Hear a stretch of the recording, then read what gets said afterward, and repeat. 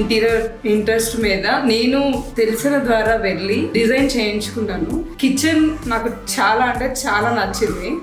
నాకు ఎలా కావాలంటే అలా డిజైన్ చేసి ఇచ్చారు నాకు. ఆ బెడ్రూమ్స్ అయితే అది ఇంకా చెప్పలేను. యాక్చువల్లీ అది ఎంత ఉన్న దాంట్లో చాలా ప్రాపర్గా స్పేషియస్గా విత్ బెడ్స్ కూడా చేసి ఇచ్చారు నాకు.